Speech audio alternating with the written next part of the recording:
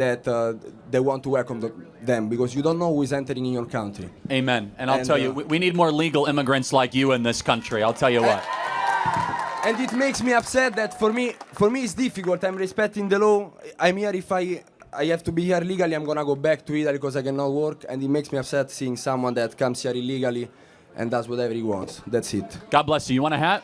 If I can have a white one, because I already have a white one. All right. red. Make Italy great again. Okay. Very good. I wish. Can I shake your hand? Thank you. Thank you very much.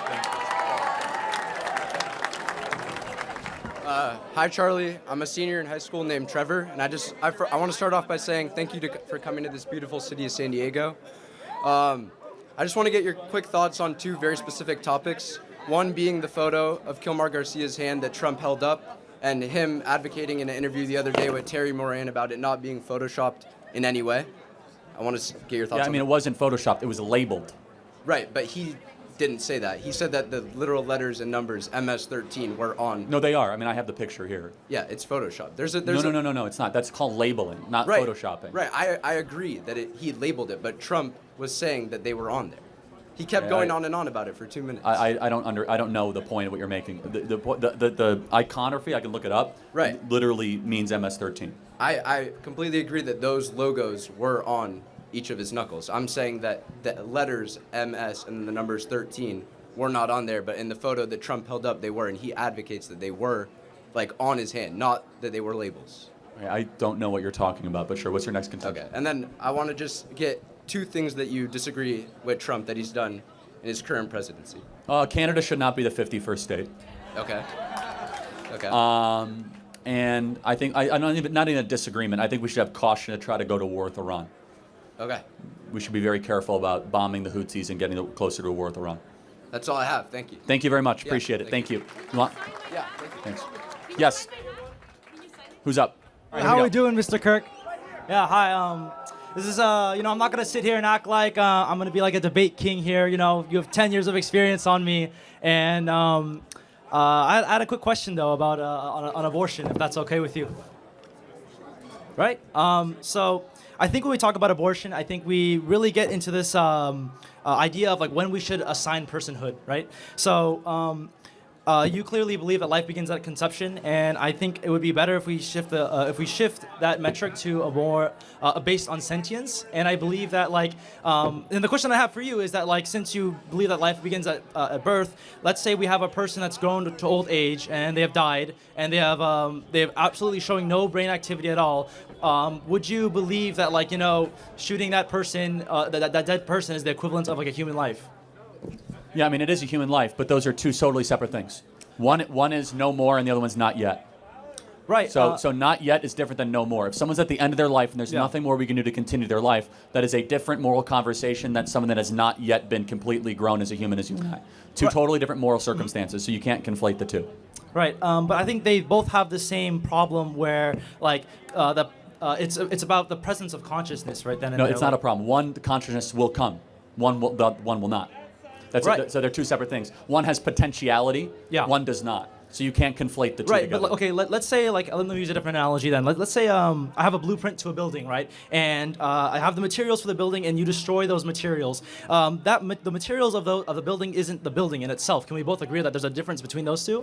Is the building building itself in real time, and it's currently being constructed, and it's going up? No, but it still doesn't really matter because they're still adding value to the fact that we're creating the building. Bad analogy. Right? A blueprint. Because the blueprint is not the building. Right, exactly. No, so I'm if saying you were to a human being's DNA is not just. We agree on that, though. No, the blueprint is not the building, so there's probably different moral qualifications. No, right? they're not. I'm saying though that the baby is the building. So you're incorrect. Okay, so the building is following the blueprint. So when you're looking at I don't know, like a fertilized egg, you're telling me a picture of this fertilized egg is the equivalent of a human life right now. No, the exact same thing. What's the difference? The different stage of development. No. So why should stage of development give you more rights? Well, I mean, okay, you're acting like this is No, not something this is done in society. Like, for example, we do judge based on different stages of development, like in cognitive capabilities, right? I'm not letting a fetus drive a car. A fetus can't but drive. no, hold on. Right to life. Alcohol and whatnot. Apply the right to life to your stage of development. This is a little bit different. So I guess a different question I would have to ask you is like, why I'm assuming your two qualifications here are the fact that like it's a unique cellular organism, right, that has the potential to live, and it's right? human, which And is it's inherently human. has dignity. So I guess then this brings on the question, because I know there's another scenario where this occurs, right, where fertilization of an egg occurs, and they're on track to development, correct? And this other example that I'll think of is like animals, right? I think why do we not give the same moral consideration to animals as we are to zygotes in this Because situation? animals aren't human beings. Okay, so but why is human beings? Human beings have a soul and animals do not. Have a soul. So this is my point, No, guys. soul is not just is a consciousness. conscious experience. it's not. You are Let me prove it to engaging you. in Wrong. This is dishonest though. Let me prove it to you. When someone is quote unquote brain Okay. dead, do you know that they still respond if someone stabs them, their norepinephrine goes up? Do you know that a woman still menstruates if she's brain dead? So consciousness is not human worth. There's something else going on beyond consciousness that exists in a being that is the soul. Okay, so now we're getting into a conversation of what the difference between the soul and a consciousness is. And No, they're totally different. The soul is the something beyond consciousness is your narration to yourself, Okay. the ability to reason. There's something above reason. All of us know what that is when it kicks in. You ever hear the expression, words can't describe, I am speechless? You know why? Speech is reason. When you see a sunset that takes your breath away, when you see a newborn life that is born, you don't even have the words to express it because it transcends your I reason. agree with that. That is your soul. So I mean that's a good point. Like when we give, what you just labeled there is like when a child is given born, when they're born, we give such moral significance to that, not the fact that like they got infertilized by an egg. I don't want to celebrate. I want to certify. I'd rather celebrate my birthday rather than like the day my parents had sex. That's kind of a little weird situation. You know what I mean? Like if life begins at conception.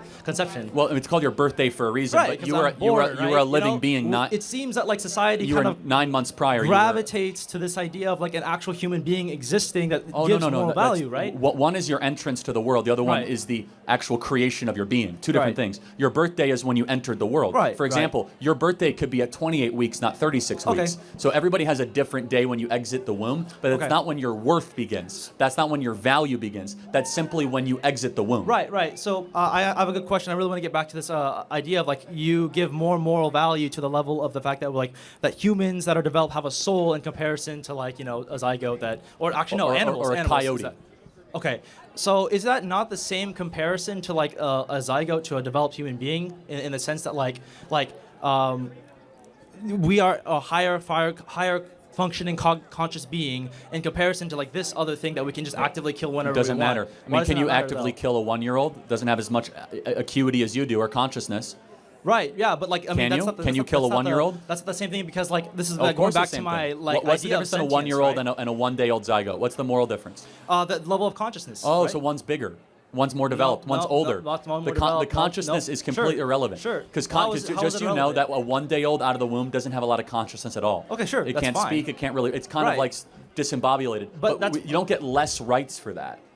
I agree. I mean, like, well, to a certain degree, I agree with that. But like, there is a meaningful difference between a fertilized egg and a conscious What is human it? being. One is less conscious than the other. Oh no, one has more skills.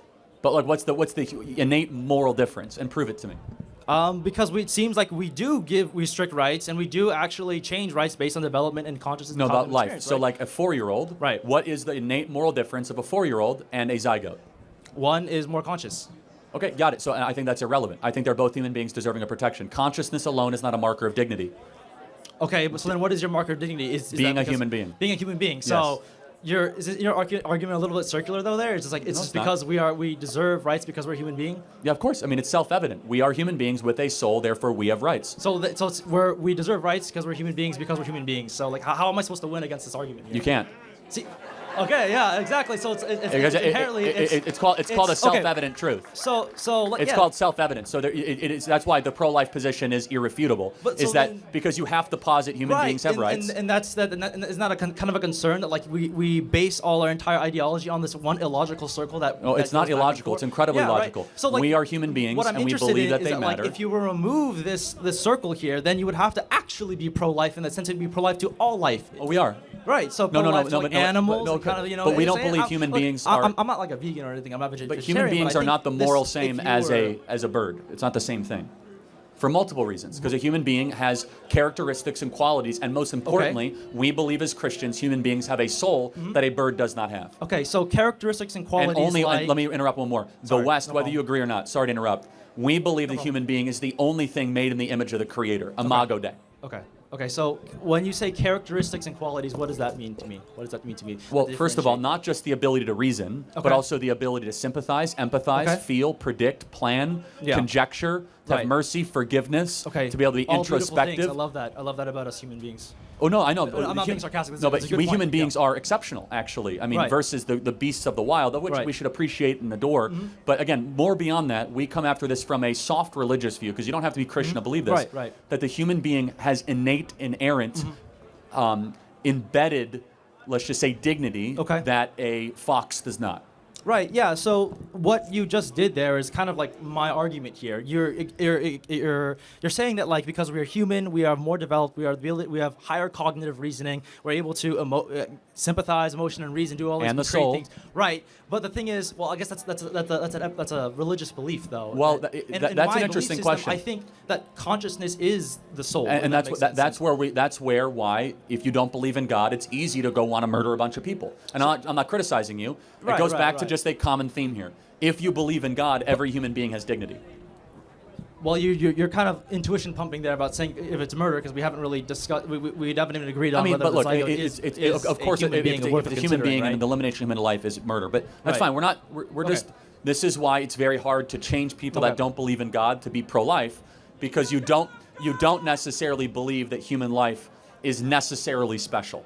No, I mean I do. But you might think it's like unique and it's like interesting. It is but you don't believe it's made in the image of a creator. Okay, yeah. And that's fine. And that's why we tend to be the pro-life champions, and those that don't believe in God don't. And that's okay. Okay. It's just that clarity is important for the audience. Okay, so I guess we can keep going back and forth. I'm sure you got a whole lot. I'm gonna give it to other people. But I do. You've been great. I do want to have a good question with you. A question about. That I want to leave off on is, so it seems like I think you're pretty set in stone in this position, and I would like to ask, what would I have to do or prove to show you in order to convince you that pro-life isn't the answer that society should be seeking for? I mean, it would be an impossibility. You have to prove to me God doesn't exist. Okay, so then we can agree that like this is just a moral issue that you're appealing to a book. Of course, I mean all moral issues appeal to an authority. Obviously, why is murder wrong? I mean, because the reason, if you want to talk about morality, we can talk about morality too. Abortion is a moral issue, of course it is. Yeah. But the reason why our whole conversation is laced with morality. But in order to kind of like reduct it to like a textbook or a book or a specific like thing. Why? Where do you get your morality from? Well, I think morality should be based on like what is the best choice of action to help society progress. Okay, okay, got it. What if society agrees we should kill the dumb people? Well, probably not the best. Well, but why? Well, the thing is, the thing is, pragmatically that doesn't work out. Yes, it does. In Iceland, it's mandatory to abort Down syndrome babies. Okay. It's best, right? Down syndrome people are a strain on society. Why do you say it's wrong? I mean, because there's some degree of like we should protect some people. Why? By what standard? Why are you appealing to? I appeal to a book. What do you appeal to? The thing is, I think like there's still some value to why? people. What standard? Is that your opinion, or is there something transcendent telling you that? No, there's something transcendent because like there is some sacredity to life, and that's what I agree with. I agree that life is sacred.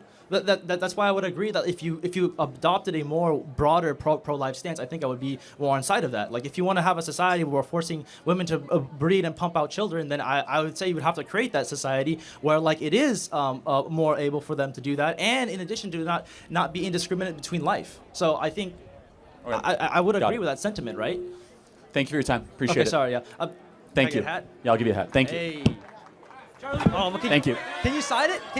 Yeah. Thanks, I appreciate you.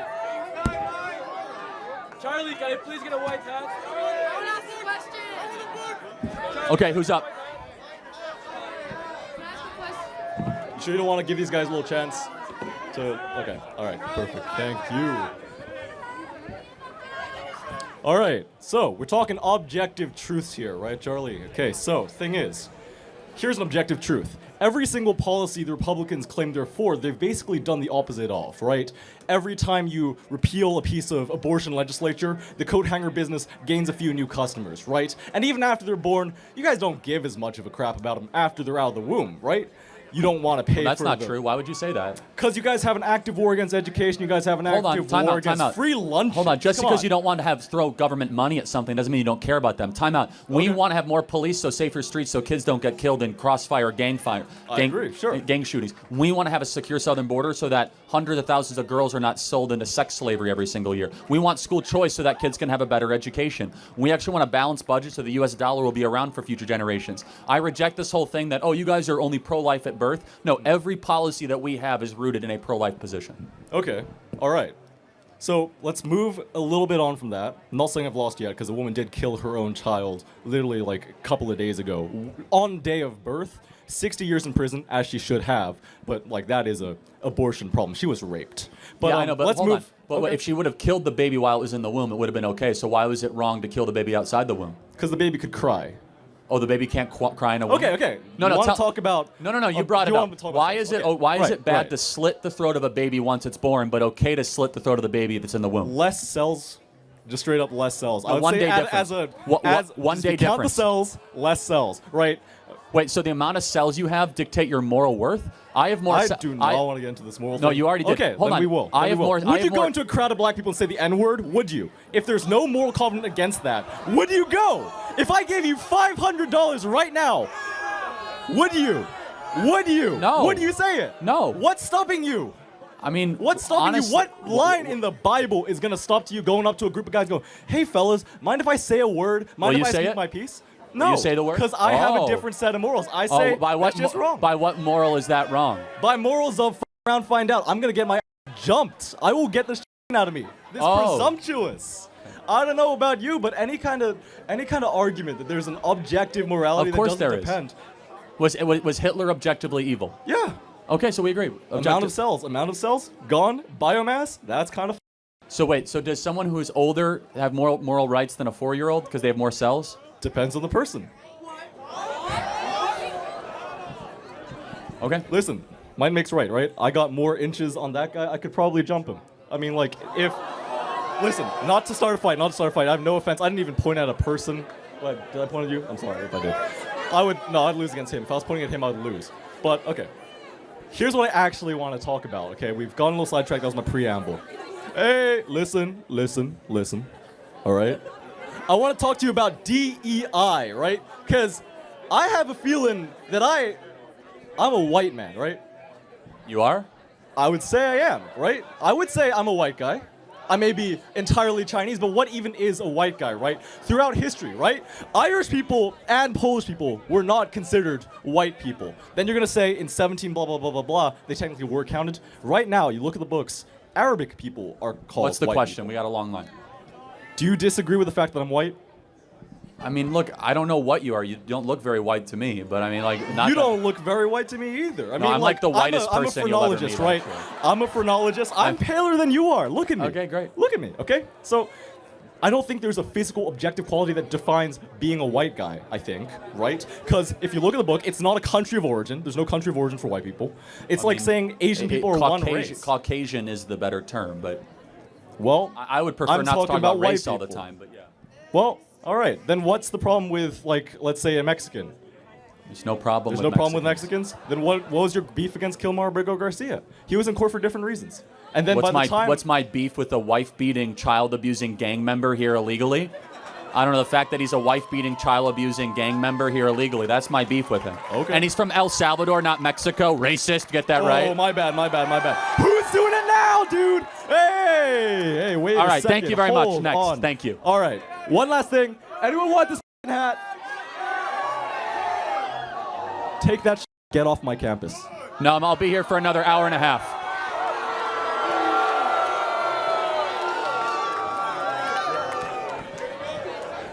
He's going to go and tell his friends, I own Charlie Kirk. He probably is, man. He probably is. Hey, You're eager beaver. I am, man, because I have a midterm soon, but I wanted to talk to you real quick because honestly, man, I'm a moderate, so I disagree with you on a lot of issues, but I also agree with you on a lot of issues, and I'm so glad you've come to this campus, and so I want to say welcome to this campus, man. Welcome to this campus. Thank you for educating everybody.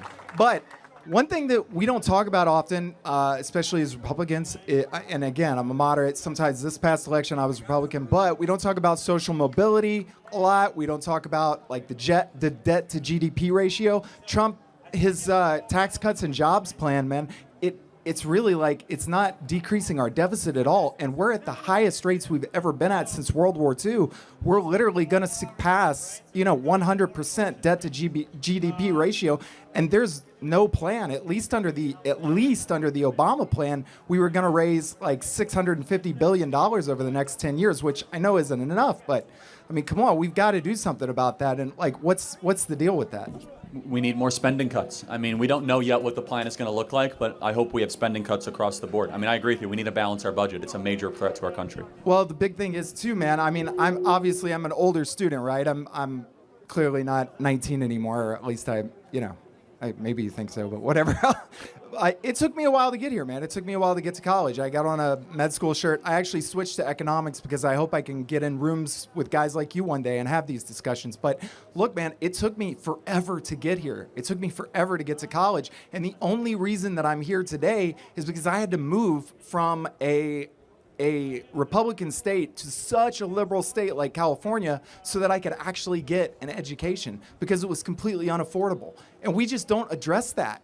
We just don't address it. What state are you from? I'm originally from Georgia.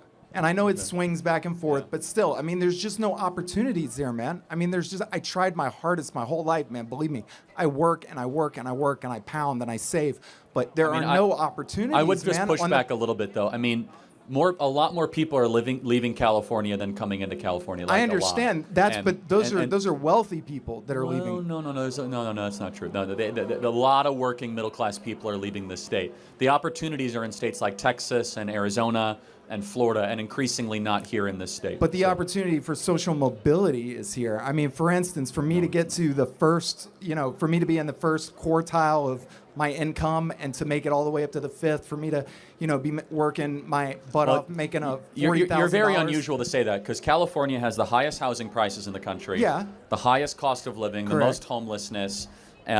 So you're very unusual to say that the social mobility is good here in California because it's not. It's because people don't take advantage of it. But I mean, I came here specifically to take advantage of it because I can see the system here, and I mean, just saying, it works for people who actually use it. So I just think we should. All right. Thank you very much. Yeah. Thanks for your time. All right. Yes. Is that a SpaceX shirt? Looks like it. Yeah. Hey, Charlie. Thank you for everything you do. You're one of the reasons I started going to the church this year. My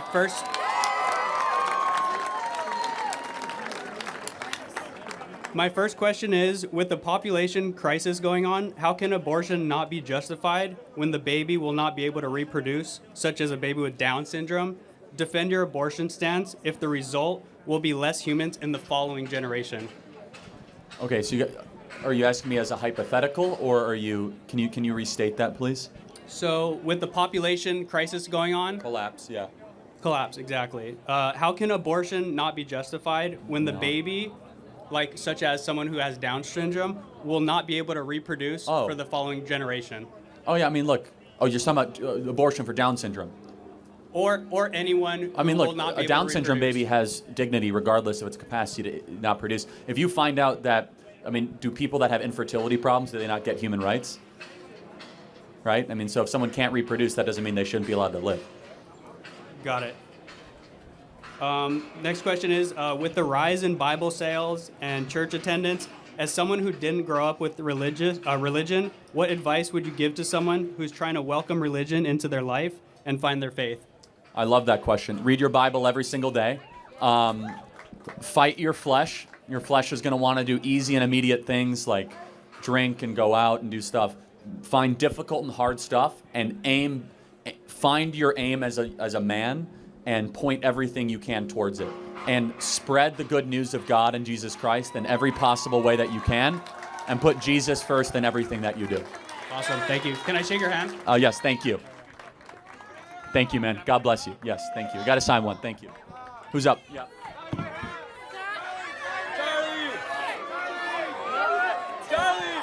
You guys already have one. These people.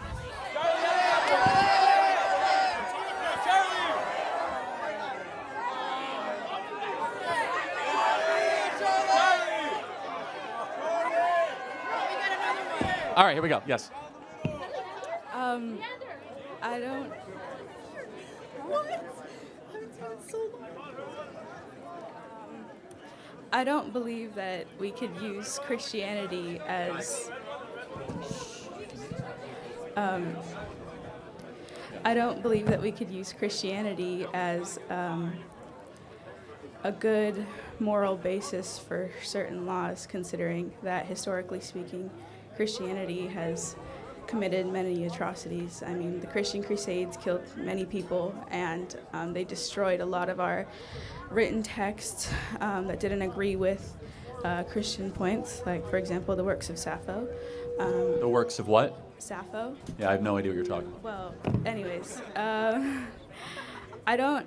And also, I understand that this is Catholicism, but also the schools in Canada that abused many Native American people.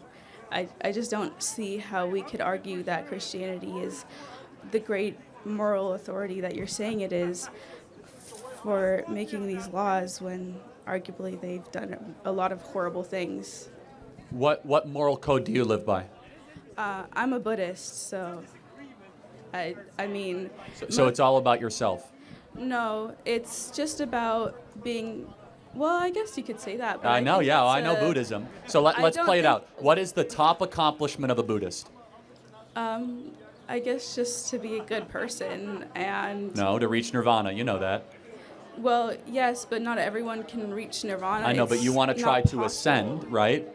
And so it's all about yourself, all inward looking, right? To try to limit your touch with the outside world, that the outside world is dirty and it's, you know, it's kind of polluted. I don't believe as a Buddhist, that's not how I was taught, and I don't think it's fair for you to argue for Buddhism in that sense because that's you're what not Buddhism, a Buddhist. No, I know plenty about Buddhism. Like, so Buddhism, as it's written, is that the world is contaminated. We must remove ourselves from the world, and we're going to spiritually ascend ourselves by meditation. But there's people who don't believe in that. Well, then you don't there's believe in different Buddhism. That's fine. sects It's okay. Of Buddhism, and they believe in all different kinds of things. So just that's as fine. There's different sects So of can you- Christianity. I'm just not in that sect. Got it. So can you what moral way do you think society should live by? Not Christianity. So what way should we live by?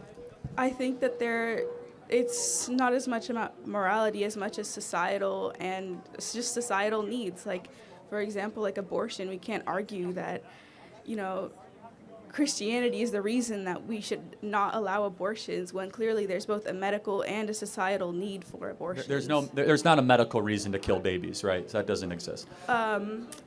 Okay, But- I have one example for that. My mother had vasoprevia, and they had offered her an abortion because birthing the baby would not only kill her, and, like, if she went into labor, because the placenta had split into many little veins and covered her birth canal, if she ever went into labor, and my little brother at the time, if he had pushed on the birth canal to exit her, she would have died. Both her and her son would have died. Did your and brother she is survive our- or no? I want to continue with this point. So she was offered the opportunity for an abortion because not only was she the main breadwinner of her family, but she is also raising 2 kids as well already. She's the right to an abortion is possibly could have saved her life. She did end up surviving, but not. I don't think that we should limit the ability to get an abortion to other women in her situation. Wait, hold on, time out. So your brother you know now. Huh? Is your brother survive or no? Yes, he did. Wait, so but aren't you glad your brother wasn't aborted? I mean, come on. I don't. What kind of argument is that? I don't Aren't you think glad your that brother's not dead? It's not that. I'm glad that he wasn't aborted. Yes, but so I'm that's also, so we're like, pro-life. That's what we want. We don't want your brother to be aborted. Imagine how many millions other like him are aborted. Yes, but if my mom died. She in didn't. It's not even a good argument. Well, there's so many people that did. No, There's, that's like, not correct. I there- said that earlier. It only happens a couple dozen times a year, and the baby could be delivered by C-section. People with vasa previa have a much higher rate of death than other women Yes, who are this pregnant. happens and that's, maybe a couple hundred times a year, and there's 1.5 million abortions every single year. This yes, is on the but extreme of the if we extreme. have to take away abortions, then we're taking away from everybody, even the people who have a medical need for abortion, where the baby is going to kill them if they come out. Again, I can There's- grant you that, fine, we'll have those exceptions. Can we make abortion illegal for the other circumstances? No, because Oh, so then- maybe it's not about those circumstances. No, You're it just is about using those, it. Oh, it is about really? those circumstances, because when we take away those rights from everyone and we go into a hospital and there's an emergency need to remove a baby, then we have to prove that there's an actual emergency need instead of just it being an automatic right. Then doctors You aren't don't going have to a be right willing to murder another human being. It's not necessarily a right. It's Is just it the a- ability to So be when able, your brother was in your mom's womb, was your brother a human being? I mean, I don't want to argue that. I think that we could No, it's argue about it's that not an for argument, a it's a long question. When time. your I don't brother think was it's in useful. when your brother was in the womb, was it a human being? I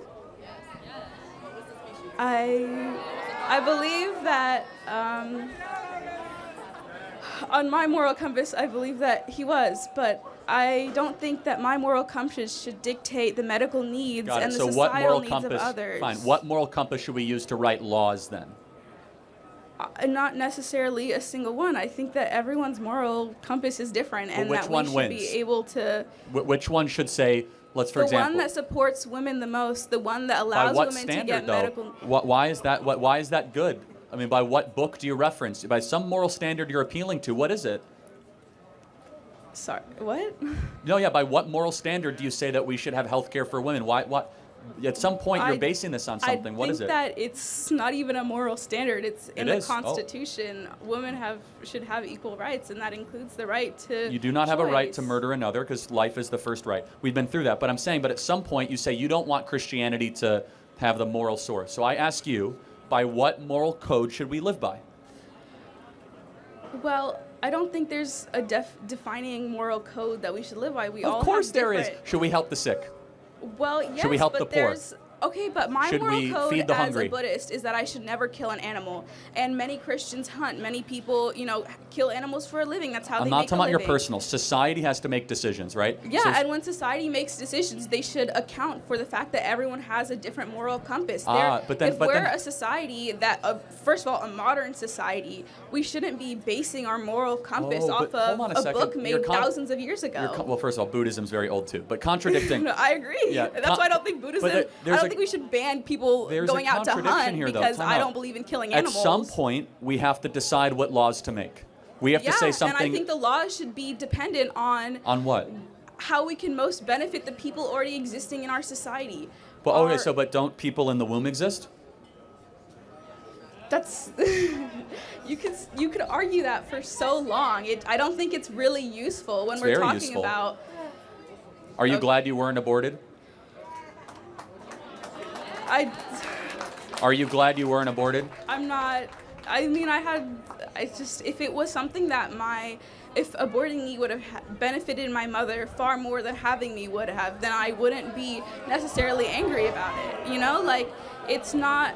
See, I'm glad your mom did not abort you because I think life is beautiful. And I want to give that gift to as many people as possible. Yeah, but you're also in the same turn taking that gift away from women. If a woman has a medical need and her life is in danger, I've already for having granted. this Let's say baby. abortion is legal for medical circumstances. 1.4 Okay, million. but then when we get rid of abortion for those exceptions, right? We need to think about how it is applied in the actual. Abortion is the #1 form of birth control in the country right now. Over 1.4 million abortions every single year for non-rape, non-incest, non-life of the mother. It's really the #1 form of birth control in this country. Well, that we know I of. highly doubt Actually, that. if you think I'm about sorry, it, if you that's think crazy. about the day after pill. That's crazy. Right? If you think about the People day are spending after pill. $50 for a abortion instead of the pull-out method, getting a condom. You really think? I'm Hold on. sorry. In your twisted worldview, you really Hold think on, let's the think about #1 it. form Plan of birth B. control is abortion? Plan B. I'm sorry. That's crazy. No, Plan B, right? Abortifacients, at-home abortions, chemical abortions, surgical abortions. All those can be defined as abortifacients. Yes, you might be right. Okay, you might say condoms are more than that. But abortion has become a form of birth control. Can you agree with that? I mean, anything that. Well, all of it, obviously, anything can be considered birth control. I mean, me deciding to not have sex is birth control. I mean, And that's what more people should do. What? Yeah.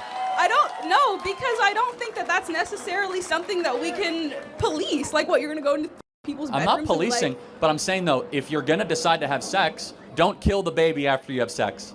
Pretty Well, simple.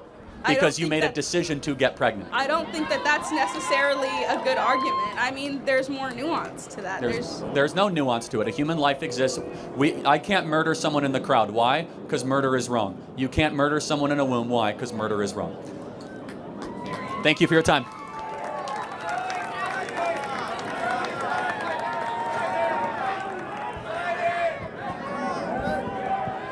Yes. Okay, hi. So I understand that you're fundamentally against immigrant workers, illegal immigrant workers. That's true, right? Yeah, they should all be deported back to their country of origin. So what do you think is the best policy for keeping out illegal immigrants? Well, we already know. First of all, do you know that border crossings have gone down 99.99%? Thank you, President Trump, for securing the southern border. So we know it. And finally, there has to be a much greater penalty for visa overstays and for people that come here legally and overstay their green card or their temporary work visa. Do you think there should be a greater penalization for those who employ immigrants, illegal immigrants? Absolutely, yes, absolutely. Okay, I just wanted to clarify that. Thank you. Absolutely. Thank you. It's a big crowd for California. All right, you guys know how it works. We're going to do questions for a couple hours here. If I really like your answer, you get a hat. We'll be signing hats as well. And God bless you guys. We're going to have a great time. Thank you. Okay, hello, yes. Hello, my name is Yardo. I have a small YouTube channel. I'm a political commentator as well, much smaller than you are. I just wanted to thank everybody at Turning Point USA, USD for having this debate. And also, I would thank the Turning Point USA, San Diego State, because they gave a voice to one of my dear friends who was a victim at the October 7th Nova Music Festival, and his name is Amit Muzai. I really appreciate that you guys did that, and you have my sincere gratitude. I'd also like to quickly state that this is a message for the far left first, and then we'll get into what I highly disagree with you about. But I just read Hassan Piker's New York Times article where he claims that he did not stifle free speech in his chat. I do not believe that's true because I was banned multiple times for having a simple disagreement with him. That is one thing on the right that you guys do far better, is not creating echo chambers, and this is a complete amazing thing that you guys are doing right now. And I just want to let you know, right now, Hassan Piker, I will donate $5,000 to Palestine if you debate me. Now, and I 100% mean that, and I will make sure that that is as public as possible. My question for you, Charlie, is I just want to make it clear, I am against affirmative action. Of course, I do not believe, as a disabled person myself, I do not believe that affirmative action is the entirety of what DEI entails. That being said, I would be fine with DEI gotten rid of if it meant a true meritocracy in the United States. But why would I trust Donald Trump to create a meritocracy when he himself has appointed the least accomplished and the least, essentially, yeah, perfect word, the least accomplished cabinet in U.S. history, at least in my opinion. If you disagree, I can explain why I feel that way. Well, first of all, one thing doesn't have to do with the other, but I'm going to reject the premise that it's the least qualified cabinet ever, so we could talk about that. But even if it was just Donald Trump picking his family members, it has nothing to do with the merits of DEI or getting rid of DEI, right? So that's a red herring. They actually have nothing one to do with the other. One's a repeal of a policy. One is your critique of a cabinet. So which one would you rather debate? Would you rather debate DEI and all of its implications or Trump's cabinet? It seems like you have more problems with Trump's cabinet because we actually might be on the same side of meritocracy. So want to talk about the cabinet? Whichever you prefer. Yeah, we can talk about it. Right. I personally don't see it as a red herring, but we can talk about that. Well, sure. yeah, one doesn't have anything to do with the other, right? I mean, you can personally have hypocrisy in your own life and still do really good things in policy, right? It doesn't necessarily equate, right? Well, I mean, in the way that I see it is that when a lot of people talk about, like when they're talking about their choice to vote for Kamala or Trump instead of Kamala, they talk about the personal aspects of Donald Trump that make them want to trust him, right? A lot of people trust him. You can see the way that people look. I mean, everybody's wearing the MAGA hats. People trust him. Why would I trust him? Okay. So yeah, that is your contention. So Yeah. what about his cabinet is unqualified? Let me just ask you a couple examples. So, I mean, Scott Bessent, who's one of the most accomplished bond salesmen and individuals in the hedge fund space ever, right? That's not unqualified. Pete Hegseth, who's actually a frontline warfighter, unlike Lloyd Austin, who never fought a war in his life, right? We have Kristi Noem, who was an accomplished congresswoman and governor from a major state running Department of Homeland Security. You have Howard Lutnick, who's a very famous and well-known financial mind and titan from Wall Street running Cantor Fitzgerald. Marco Rubio, who was a very well-respected U.S. Senator on Foreign Affairs, who's now doing a great job as Secretary of State. So build out your argument why you think this cabinet is unqualified. Seems to me very, very qualified, actually, across the board. Okay, so the first thing I'm going to start with, I mean, this is the most obvious one, and I have many other examples that I'd like to get into, but Pete Hegseth, you mentioned, I think that is kind of, I don't really understand why you would mention somebody that leaked war chats to a liberal journalist. To me, that doesn't seem like the kind of person that I would want to be. Well, hold on, time out. He did not leak it. First of all, he added the person. The person to the who chat. actually is responsible was just removed as national security advisor today. Oh, you mean the person who was the fall guy for Pete Hegseth's problem? No, he added somebody without his knowledge. But fine. Okay, so why wouldn't he see him? Why wouldn't he see the person who's in the chat before talking about war policy? So, time out. Just so we're clear, I'm sure you've been added to group chats with 30 or 40 people sometimes, and you enter in with trust that every acronym is actually a government official. Obviously, that will not happen again. Just so we're clear, Signal was an approved chat by the Biden administration. It's an approved secure channel by I'm not talking shit government. on Signal. However, time out. Let me ask a question about Pete Hegseth. Would you rather have a warfighter or a bureaucrat run the United States military? I would rather have somebody that doesn't have a history of alcoholism. I'd rather have somebody that, I mean, realistically. Wow. So do you think how about Mark Milley and Lloyd Austin, were they better at running the U.S. military than Pete Hegseth? I mean, I think you're going to probably start talking about how there's higher enlistment numbers. Yeah, under not only Pete that. Hegseth. So recruitment in the military is up majorly. Thank you, Pete Hegseth. He's doing a pretty good job. Number 2, procurement. We're saving money. Estimates are that we'll save hundreds of billions of dollars in efficiency. War games are up. The amount of war games we're doing in the Southeast Pacific has increased by 30%. This is a military town here in San Diego. They have a massive increase in people wanting to join the Navy, wanting to join the military. That wasn't happening under Biden. Morale is actually 30 points higher now that Pete Hegseth, a warfighter's warfighter, is running the U.S. military. We have a complete difference. We're never going to agree on this. No, but not agree, but show me, then prove the evidence. What is one number that is worse with the U.S. military now that Pete Hegseth's in control? The numbers that you're talking about are numbers that I actually actively do not care about, because I think that we have an overly powerful military, and I think too much of our money goes to the military. No, I know, but tell me one thing he's done, numerically, empirically, judge his performance, right? What is one thing that you could say, wow, the Pentagon is in a worst place because of Pete Hegseth? I would say his inconsistent foreign policy, where he backs on statements depending on whether or not Donald Trump has heard them or not. Like in the beginning, we were talking about what happened with Ukraine and Russia. Like, they've had disagreements already within the first couple months of the administration. What? But first of all, the president is the commander-in-chief, so he executes the running of the military. I'm just saying that he's the operationals manager, right? I understand that. And so when you want a military, you have recruitment going up, you have war games going up, you have morale going up. You have, by the way, how about this? Do you agree that physical fitness standards for men and women should be the same in the U.S. military? Yes. Pete Hegseth is to thank for that. He has brought physical fitness standards to be the same for men and women. Lloyd Austin didn't do that. Mark Milley didn't do that. Do you also agree that we should not have transgender pronoun type policing of our military members on the front lines of combat? See, the thing is Pete Hegseth has gotten rid of all that, but I'm saying you're trying to make a contention that he's not qualified. Okay. The military is in a much better place thanks to him only after 100 days, man. And that's that is the weakest example of all the ones that you have in the cabinet. You didn't address Rubio, you didn't address Noem, you didn't address Bessent, you didn't address Lutnick, you didn't address Bobby Kennedy, you didn't address all these people. So I have to ask you a question.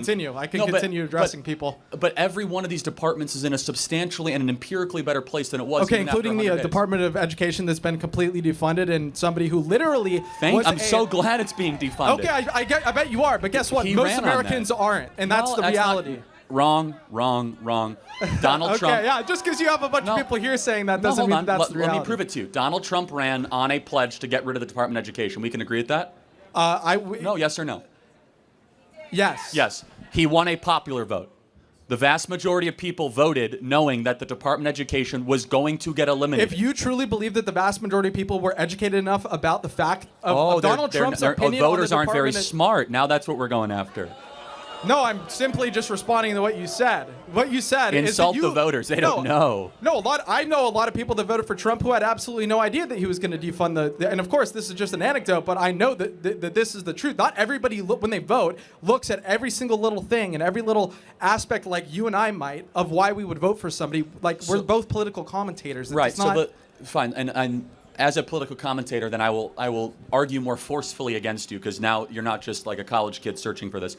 Has education in America improved or gotten worse since the Department of Education was formed? It has literally been 3 months. I have absolutely no idea. Since the Department of Education was formed in the 70s. We now have 50 years of evidence. Has American education gotten better since we've had a Department of Education, or has it gotten worse? I personally don't think that has to do with the Department of Education. Well, when you've spent over $4.5 trillion with one federal department, and we have 30 schools in Chicago where a fifth grader cannot read at grade level. We have 35 schools in Baltimore where kids cannot do math or reading at grade level. We cannot find a single school, not a single school in downtown Detroit, where by the time they graduate high school in the heavily black areas, that they're proficient in reading or math. We are now like 31st in the industrialized world of education. We spend more in education than almost any other country per capita, and yet our results are worse. Maybe it's because we've sent all this money to D.C. to overly centralize the way we educate, and the Department of Education has been a complete disaster. And so we can go anywhere you want with this discussion. I'm just going to say one more thing about this and we can move on. And thank you for talking to me for this long. I really appreciate it. But you're talking about like people that are coming from poor backgrounds where education in their families is not a part of the way that they're raised. Of course, they're going to be the ones that have a lower... No, that's not correct. You see, I highly doubt it. The competing Catholic schools in the same area that do it for 2/3 less money, almost all the kids can read by the time they graduate middle school. And where does that money come from? Well, sometimes from charter schools, taxpayers, or from private donors. So take, for example, in downtown Chicago or downtown Philadelphia, the private Catholic school can educate a kid for around $12,000 a year. Philadelphia, it's about $30,000 a year, and none of the kids can read. So the local religious schools, they have kids that are less likely to be unruly, less likely to commit crimes. They're more likely to graduate high school and college. They can read and they could do math, and yet the local public school spends triple what the local Catholic school does, and they can't do any of that stuff. Why? Because a government-run program of education has been a failure in this country, and that's what President Trump is doing by abolishing the Department of Education. Okay, so if there's no public... I'm not saying that the public education system is perfect. I'm saying that having... I think the privatization of public things in general is bad, and obviously that's a very... Why would you say that? So, I mean that's just... we can go through the list of that, but... Because getting rid of, for example, DEI, or getting rid of... And again, I'm not super pro-DEI. Where did you grow up? I grew up in California. I'll put it that way. I'll try to apply it to yours. Okay, I grew up in one of the most expensive towns in California.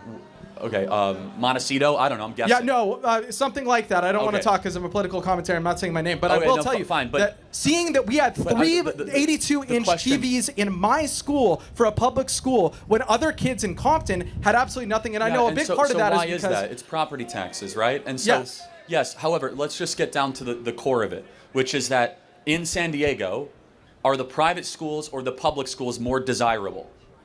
It's kind of complicated because we have charter schools that are public, we have High Tech High. We have people pay money to go to private school, right? For a reason. So what is our perspective?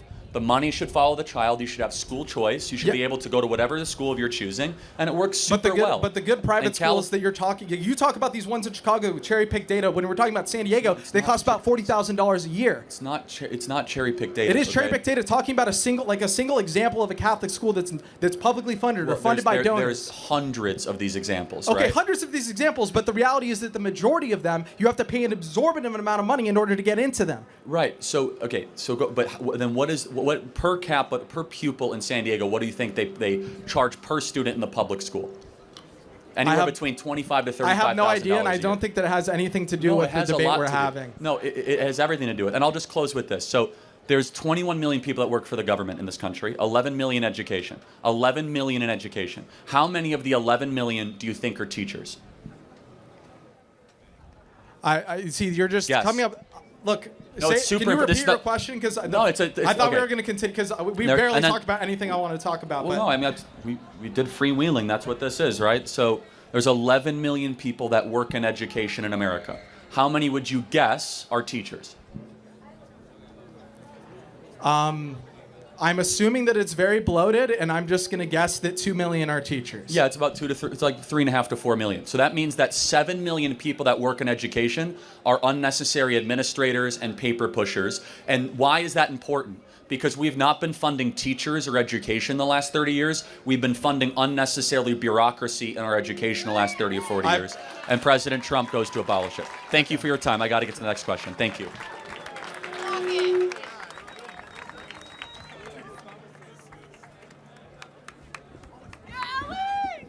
Hello.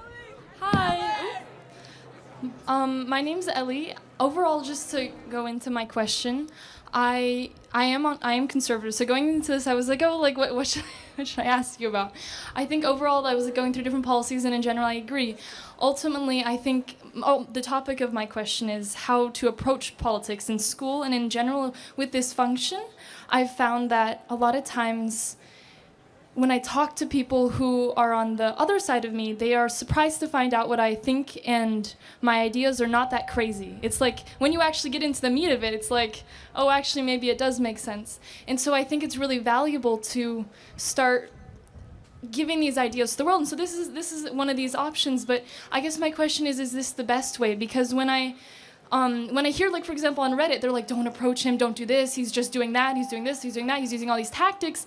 And so I wonder if you've considered, not to say that this is a bad way to go about it, but if there's maybe a slightly better way, because I think what you're saying has a lot of value in this world, but it's like in this school specifically, it is thought of as evil and as like not like a valid way to think. That's a UC San Diego problem, not a Charlie Kirk problem, right? No, and it's not, and it's not to say it's a problem of you. No. And I meaning like and I read there was some op-ed journalists where they said ignore Charlie, ignore him. Well, what they're saying is that they are not either smart enough or they're not intellectually mature enough to have a discussion with a conservative on any issue. I have literally almost no notes. I have like a couple charts to show you if the topics come up. You guys can use AI, you guys can use Grok, you could do whatever you want. You could bring a professor, you could bring 5 of your top libs together, debate me, right? Yeah.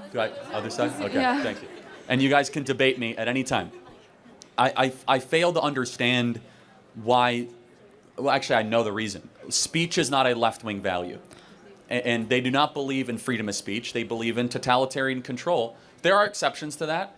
So if they have a problem, I think this is one of the best ways, not the best way.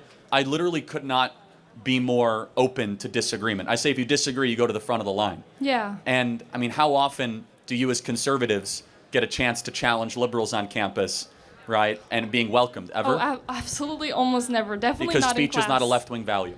No, but to say that, I mean, with all of that being said, it is very true. But ultimately, what happens here is I see a lot of, like, the ideas just being like bubbled against, and so like when I talk to my friends, their ideas aren't changed from these conversations, and so I wonder if there's just like a. You would be surprised. I'm sorry to interrupt. Mm-hmm. What happens here gets seen hundreds of millions of times on social absolutely, media. yes. The crowds are growing, and so look, some people are going to remain closed-minded. They're not going to, have their horizons open, but that's on them, right? They have to actually want to pursue the truth and not just have their own worldview confirmed. And then I guess that's where I disagree, because I think fundamentally there is truth within anything, and I believe that maybe I would ask you like to see that like you have a big role in this. You have a big fan base and a big media base that you are making incredible change, and to take it just one step further would be really trying to push the narrative against this being like a place where people are just like debating. It's more than that. What would you like to see? I guess maybe it's more of a question. I guess, I don't know, moving forward, like trying to maybe to see that like instead of using these really fast tactics and to really like try to bring it down, not to say someone is, not to say that they're, no. I disagree with all that. That's fine. Yeah. I mean, you're thinking way too much about libs on Reddit. I care about normal people, so. No, yeah. and No, but the. I mean, you did bring up Reddit. I'm sorry. You're like. No, I guess that's true. No, and I guess so maybe. these people are not well socially adjusted, right? I talk to the 90% of the American people that actually want to make something of their life and have kids and. No, and I couldn't agree more with that stance. I guess maybe stepping away from Reddit, it's to me the people on this campus. This is a school I go to, and almost everyone I'm surrounded with has a completely different view from me, and I love. Not everybody. No, and this is the people here, to find them, it feels like you're sifting through a needle in a haystack. You want a hat?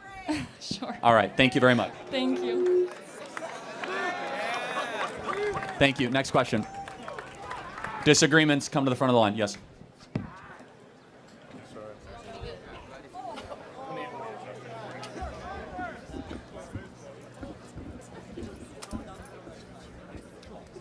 So I have a couple points that I want to talk about in illegal immigration.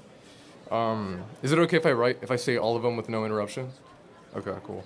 So first, illegal immigrants power our economy. They're 50% of U.S. farm workers, harvesting the food on our tables, and fill 70% of construction jobs in states like Texas.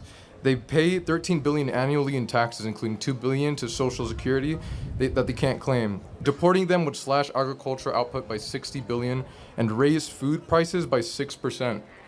Why gut our farms and wallets when these workers fuel our prosperity? That's my first point. Second point, they strengthen our communities with lower crime rates. So in Texas, undocumented immigrants have a 26% lower homicide conviction rates. Which is 2.2 per 100,000 versus 3 for native-born citizens. Nationally, immigrants are incarcerated at half the rate of native-born, where it's 0.85% versus 1.71%. That's according to Bureau of Justice Statistics from 2019. So if safety is your goal, why deport people who make our streets safer? This is my third point.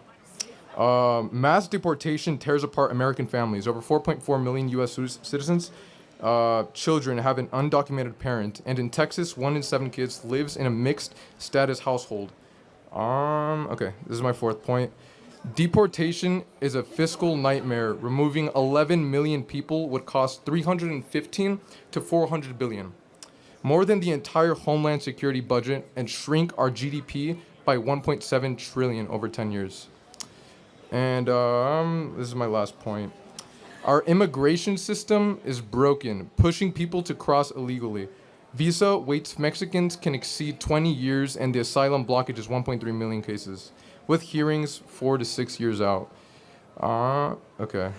You done? That's pretty much it. Yeah. All right, so without looking at the phone, look at me. What Sure. should the penalty be for breaking into America? I think there should be a system where it's more merit-based. So if this person... No, penalty. So what is the penalty? So what should happen to you? Felony. It's not a felony, it's a misdemeanor. No, it is. That's not true. It's 8 U.S.C. 1312. You can look it up right now. It's a felony if it's done twice. If No, you try to cross not the border, correct. that is correct. That is not correct. I Googled it, dude. To illegally go across the southern border with the well intent to come into harbor yourself into the interior of the United States, the violation of 8 U.S.C. 1312, Okay. which is a felony in the federal criminal code. Now, it can be enforced as a misdemeanor, or it can be upwards to 5 years in prison. Okay. Now, I want to know, since it's a felony, law on the Sure. books, 8 U.S.C. 1312, Yeah. what should the penalty be? Well, in my opinion, these kinds of laws are usually they're what do you call it? They're sorry. Usually the sorry. Wait, sorry. Can I check my phone real quick? I apologize. Can you repeat the question? Sorry.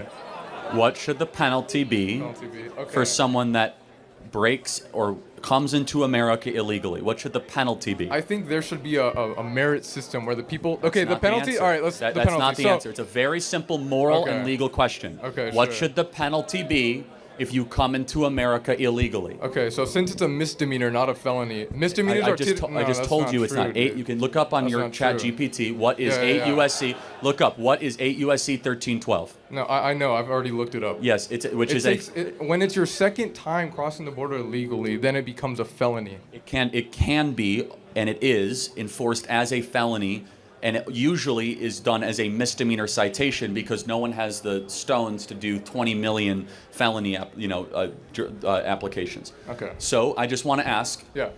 what should the penalty be then for someone that comes into this country illegally? Usually there's three ways that go about this when there's a penalty. There's either like a fine, or there's some kind of like public service that this person does, or you send them back. But send them back. I agree. That's what we should do. Okay. So this is interesting. So one of the statistics that I read said that illegal immigrants don't cause as much like they don't break the law as often as people who are native born. Well, hold on, time out. That is a statistic. But time out. But dude. every single one of them are criminals. They're all criminals. Okay, sure. By law. Well, hold by on. law. No. No, by law. Of course they are. Wait, so I if agree that if they commit less crime and they're all criminals, wait a Okay, second. so By you're basing it- definition, yeah.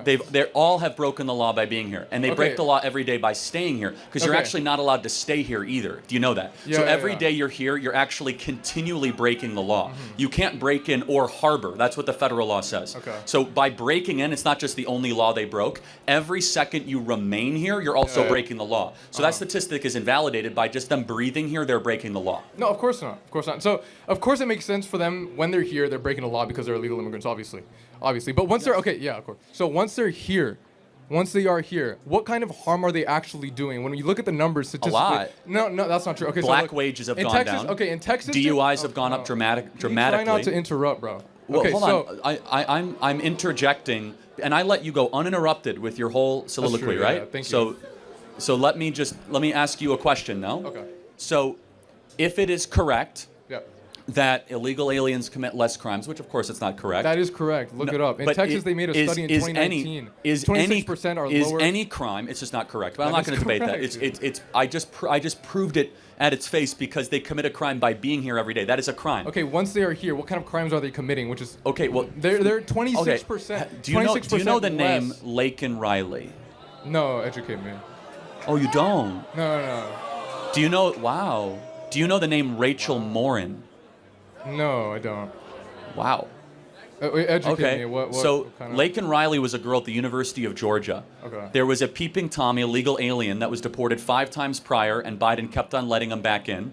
He hunted her down, raped her, sodomized her, and murdered her on a hiking trail, University of Georgia. Okay, so Rachel, one person doesn't represent hold all on a illegal second. immigrants. Every person who is killed by an illegal alien is one that should not happen. Every single one. Of course, and also the ones that are native born. Everyone. As And well so as that's the the ones who are point. native born. Is that it's not a matter as well of as the the people who are rate. native born. The rate, even if I accept your premise, which is incorrect, the rate is irrelevant. The number is what's relevant. There should be 0 illegal aliens. There should be 0 Americans being killed by illegals. So, okay. Not to mention there's 6 other problems with the illegal aliens. They steal Social Security numbers. They depress wages.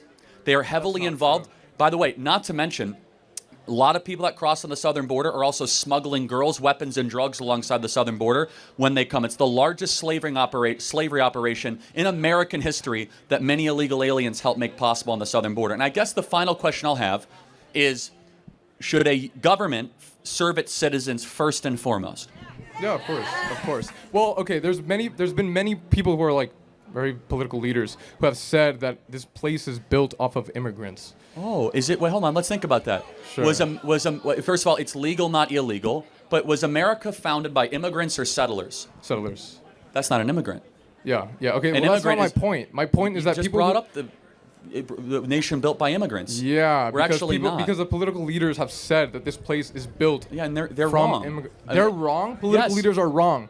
George Yes. W. Bush is wrong. All these political leaders who have built yes. America. By the way, the wrong. first person to say that was. How is that wrong? When illegal 'cause immigrants they grow the economy. Okay, Statistically, allow me studies.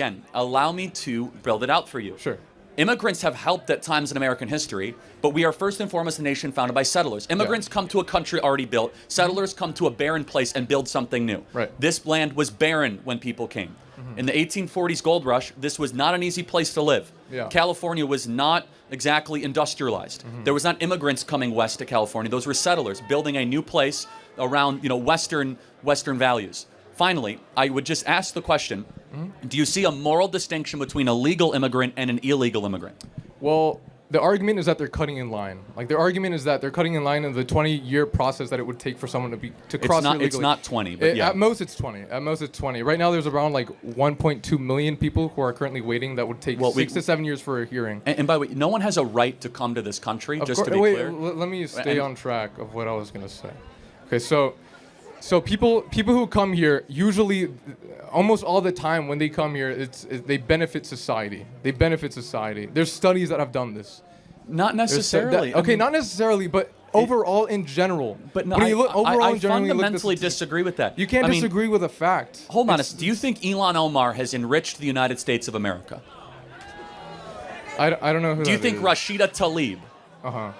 I mean, I could go through person by person. Sorry, I don't know these people. Are these people who have are illegal immigrants that have caused harm? Yeah, if you don't know, I don't mean to pick on you. It's fine. Okay, but I guess the final question is, do you have any concern that there are too many people coming into this country and we're a nation of strangers, not a nation of neighbors? If the people who are coming are creating America, making it more growing, like the economy is growing, then what harm is that doing? Especially if the people who are coming are not... Because we're more than an economy, though, aren't we? We're a culture. We're a language. Yeah, we're of course. people. Okay, so let's talk about that front. When they come here, they don't have any kind of... They're not committing as more crimes than the people who are already here. Again, that is a statistic. We've already dispelled that, but that is not. You can't dispel a statistic. Let's what are you take California. talking about? Do you think there's anything wrong that a majority of young people in California speak Spanish, not English?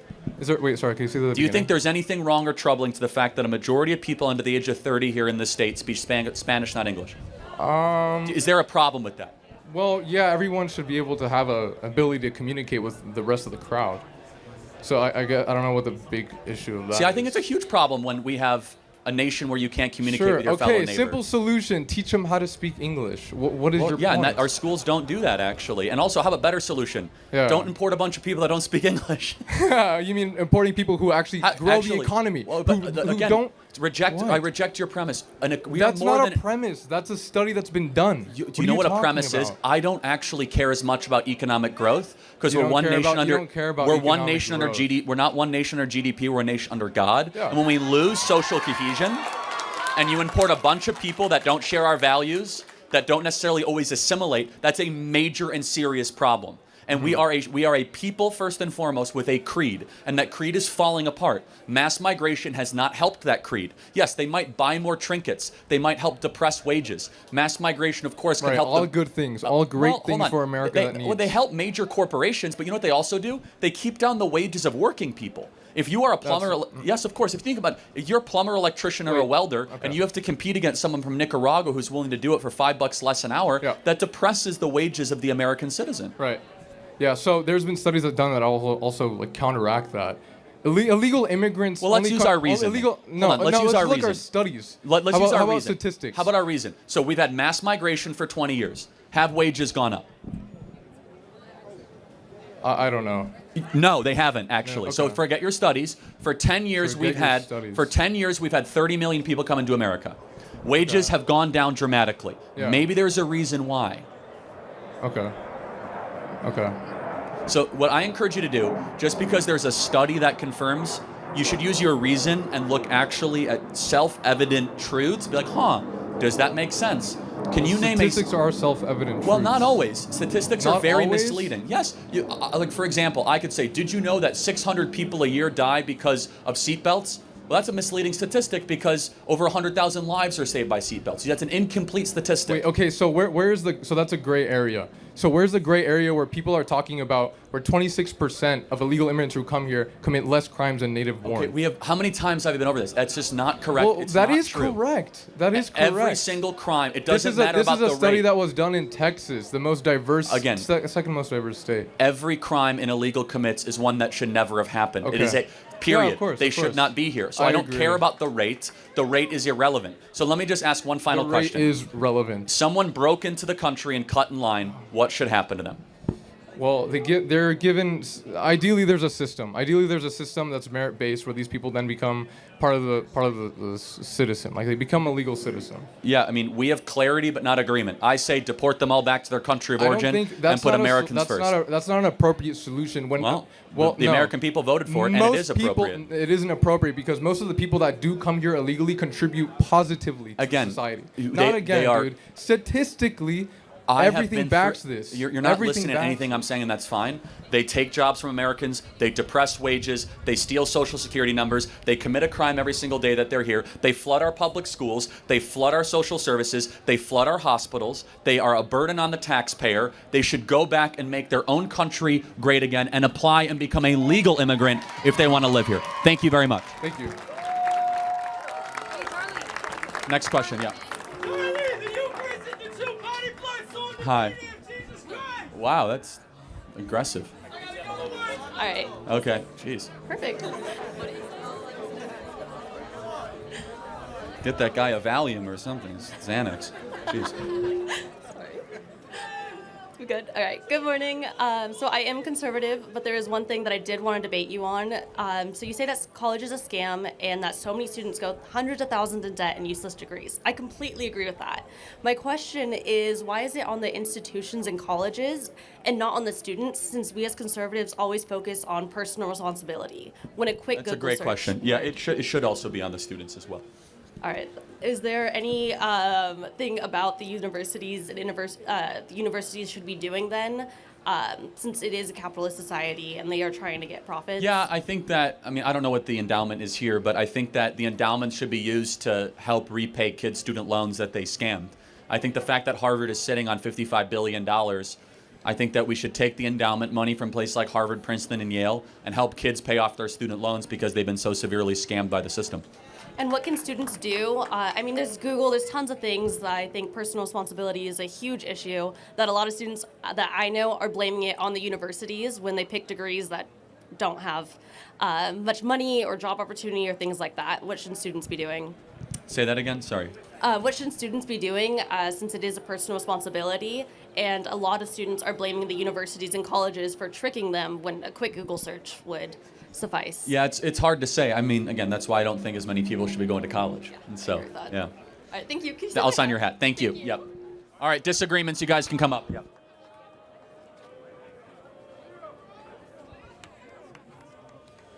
Yes, if you guys disagree, come on to the front. Come on. Hi, Charlie. Thank you so much for coming here. I think it's really good that you come to campuses and talk to people who disagree with you. I also think it's like a testament, like you've like gotten a really big following, and it's a testament to the fact that capitalism works and merit-based societies work, that we can actually grow our influence. And yeah, so I agree with you with a lot of things, but I do disagree with you with like 2 or 3 particular points. And I hope to like go touch on all of them. Firstly, it's about morality and the fact that your claim that objective morality exists. I disagree with that. I think morality is relative for everyone or subjective, and it kind of like grows as with the culture and as the culture changes. So yeah, what are your thoughts about that, and how do you justify objective morality? Sure. Do you believe in absolute truth? What do you mean by absolute truth? Absolute truth, like that there is truth absolute for all people. Yes. You do? Okay, that's objective morality. That's objective facts. I won't say that's morality.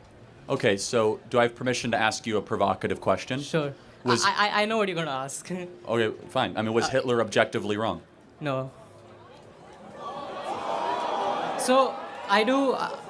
So what was the Holocaust objectively evil? I want to like make a distinction between like my personal views that I do feel that it is wrong, but I can't say that it is like objectively wrong because I don't believe that objective morality exists. Like, why can I ask you, like, why do you think objective morality exists, and how do you like ground that objective morality in? Well, first, of course, we believe that the Lord of the heavens and the earth gave us that objective reality through revelation. Okay. But secondly, we believe it's written on the heart of every human. You know, in Nuremberg, it's very interesting.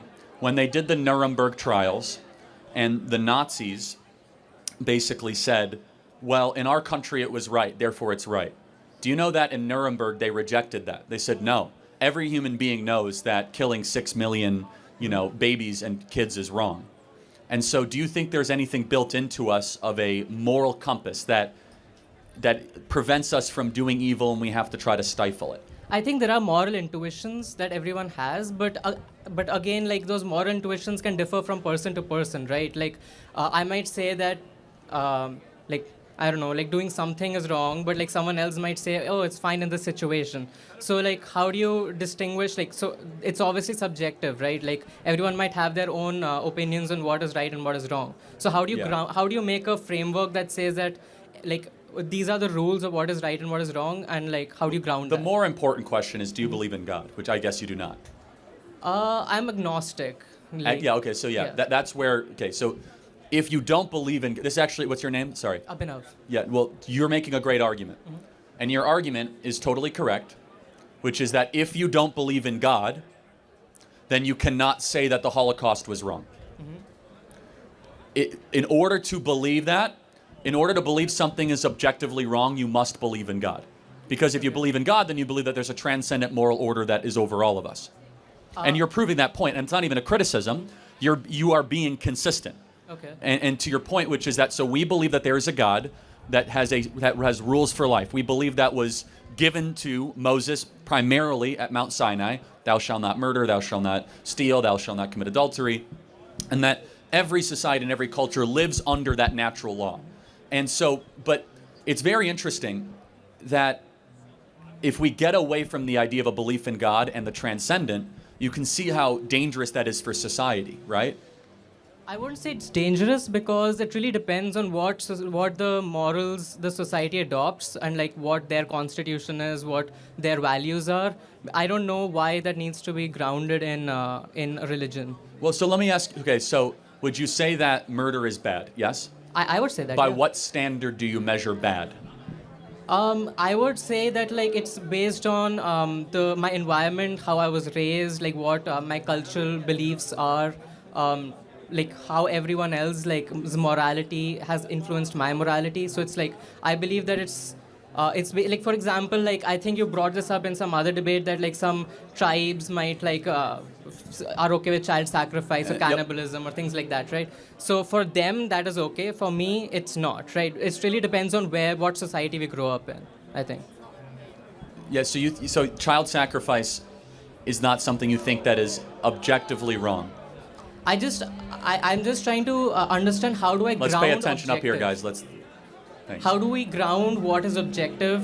And also you brought up a point that like if you do believe in God, then we do have objective morality, right? And you obviously believe in Christianity.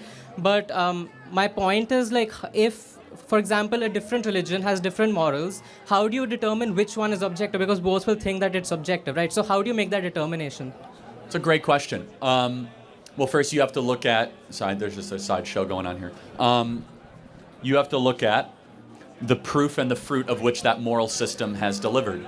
Okay. And so, are you from India? I don't mean to, yeah, okay. I'm from Delhi. Do you, can I ask you a provocative question? I don't mean to offend you by any way, but sure. Do you think that the moral system of India or the moral system of America, which is better? What do you mean by moral system? Like caste system. Yeah, I disagree with the caste system. Got it. So you disagree with it, but is there something objectively evil and wrong with saying that 200 million people are permanently in poverty? Again, I want to ask you, like, how do we ground objectivity? Like, what, like, for example, like for scientific theories, like we can like conduct experiments and say, okay, it's objectively true. But like for morality, like it depends person. Like for example, people living in India at that time, for them it might have been okay, right? So like, how do we ground the objectivity? Like you have to believe in God. You have to believe in a power, more specifically a monotheistic one. Okay, why is that? Well, because if you have many gods, polytheism, you have many moralities. Mm-hmm. And if one God, one morality. So that's why ethical monotheism founded America. And so, of course, it's a faith claim in some ways, but we can use science also to get us pretty close to believing in God, from space, time, and matter, from the teleological argument for God, for how all the fine-tuning of our universe exists. But then in order, once you believe in a God, then you can then say there's an objective morality. If you don't believe in God, your position is correct. It's all just context. I do disagree with one thing that like because there are multiple religions, right? Multiple monotheistic religions. So how do you determine which monotheistic religion is true? So why is mine true? Because because the resurrection is the most documented, followed, and proven fact of history. Of all the different things, is that the resurrection of Jesus Christ is by far the most compelling event in human history besides the creation of the world. Is that we know Jesus existed, we know that he was killed, we have extra biblical sources that prove it, from Josephus, from the Talmud, to the historians of the day, and there are so many facts surrounding the resurrection that cannot be explained other than that Jesus actually rose from the dead. From why use female witnesses, we know that he was in the tomb of Joseph of Arimathea, we know that the tomb was empty. Where did Jesus' body go? For example, if you wanted to disprove Christianity, why didn't they just march through the streets with Jesus' corpse and say, nope, actually he is not risen from the dead, here he is right now. From all these different elements, we stake all of our chips as Christians into the resurrection of Jesus Christ. Amongst many other things, that the Bible is materially true every time that we do an archaeological discovery in the Middle East. The more that we discover, the more that we search in the Middle East, the more we find out that the Bible is true. Okay, so your belief is basically based on the truth value of Christianity, basically, right? And like the fact that like you believe that your religion is true, and therefore that's where you derive your morality from, right? Partially, yes, Okay. but even before that, you don't have to believe in the resurrection to believe in God. Okay. You can believe in God and not believe in the resurrection. So but if you I- asked me why I believe in Christianity. So, for example, there are a lot of arguments, for example, the cosmological argument or teleological argument that you mentioned, which do not really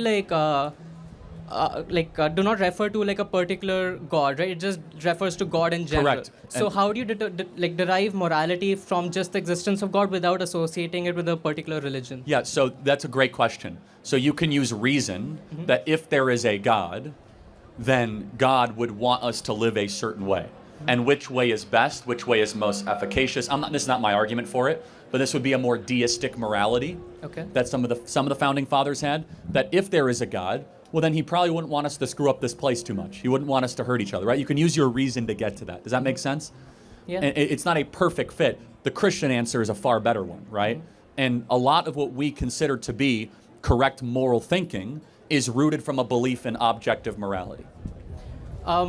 That's fine, but like then you would have to contend with things like the problem of evil, right? Because that would be like a problem, right? Because like, for example, the Christian theistic, like the God is like all good, right? But Yes, but sorry to interrupt, but atheists have a problem of evil too. Uh-huh. Do you know what the problem of evil What is is for the that? atheists? They can't tell us what evil is. That is right? true. Yeah. That is true. Yeah. So we have a problem of evil, which is to explain evil. We struggle with that. Atheists have a problem with evil, which is they can't tell us what is evil or good. But that's because they don't believe in objective. Exactly. So, but that's a bigger problem. So they can't even use the problem of evil against us because by what definition do they consider something evil? They can use a problem with suffering Yeah. because suffering is objectively measured, right? Pain or struggle.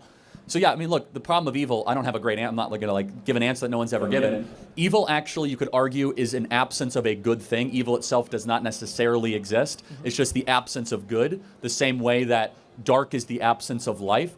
But look, we as Christians, we have a couple things that are very hard to answer, right? Problem of evil and like why kids die. I mean, amongst many other things, right? Atheists have to explain everything else. They have to explain why we're here, how the earth was created, love, mercy, justice, forgiveness, everlasting life. And so we do have an answer in the Christian faith that God uses all things for good for those who loves him. God works in mysterious ways is the old thing that we say. But also we also believe in original sin. But all of that actually appeals that there is a transcendent good.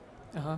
Evil itself does not disprove God. It might question what you think of God and the nature of God, but itself does not necessarily disprove it. Okay, thank you. I did have like one more point. Yeah, and then we'll get to the next question. Very good though. Yeah. Very quickly, like you mentioned that the previous person also talked about, you believe that like university is a scam, right? I just wanted to like ask you specifically, like what aspects do you think are a scam? Like, do you think all majors are a scam, all universities are a scam? Not necessarily, but I mean, half the kids in this audience, if they get a job, they'll end up getting a job that does not require a college degree.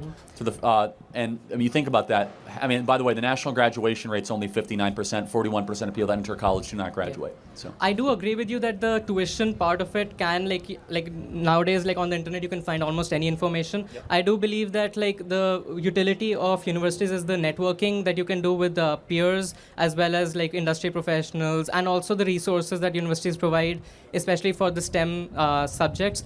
And I wanted to ask you, like, since you Really quick. Yep. yeah, last question. Last question. I wanted to ask you, like, since you did not go to university and like you built this entire big organization yourself, how did you tackle those networking challenges and like how did you like step by step build up to this? Phenomenal question. You find somebody you want to go meet and you go find them. You don't need to go to college to meet important people.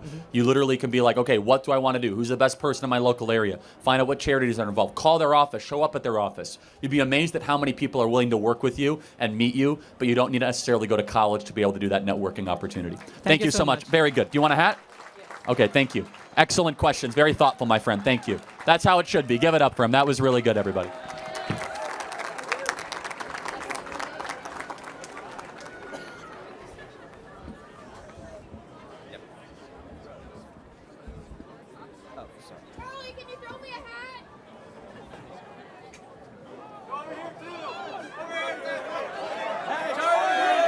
All right, next question. All right. So I would like to ask you about for abortions, right? How do we explain to those who are for it? How do we explain that even I don't know if you believe this or not, but in terms of like a rape or unintentional or really unconsented pregnancies, can we say that we should still be anti-abortion in that scenario? Yes. What's your grounds for that? And how would I explain it to someone else? Sure, it's a good question.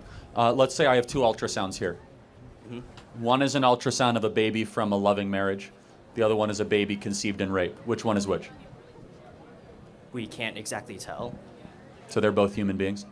Right. They both deserve human rights. Okay. But then what is if someone pushes back against with the idea...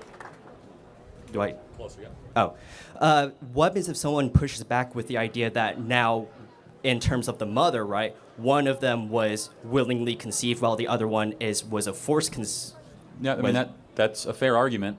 The question then should be, when, if ever, in your moral universe, is it okay to do something evil after an evil act to try to make that evil act correct? But how about in terms of, what if we're in the position of the mother, and she is, I don't want to take the risk of illness, death, or whatever to have this child. Sure, so it's a little bit of a false choice because they're acting as if the termination of the pregnancy will have no consequences or costs.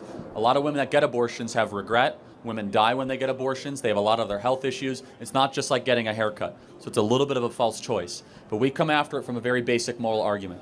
There are two lives involved. There's a little life and a grown life. And no one has the right to eliminate a human life in utero, period. So then, at that point, now we're forcing someone to do something that they never consented to, never wanted to do. How isn't this violating their human autonomy? Well, again, but eliminating the human being would also violate the baby's autonomy too, wouldn't it? Well, then we would have to ask, right? Maybe in future years we will have the technology to be able to extract a fetus and grow a fetus outside of the uterus, but given our state of medicine right now, we do not have that. Sure. I mean, but again, no one is delighting or rejoicing in these circumstances. I mean, it's a terrible situation. I want to reiterate that. But you have a unspeakably difficult choice that is very morally, clear though, which is that you don't eliminate a human being because an awful action happened. Are you saying that as someone who can get... Well, I guess my pushback against that would be then if we say that it's entirely wrong, right?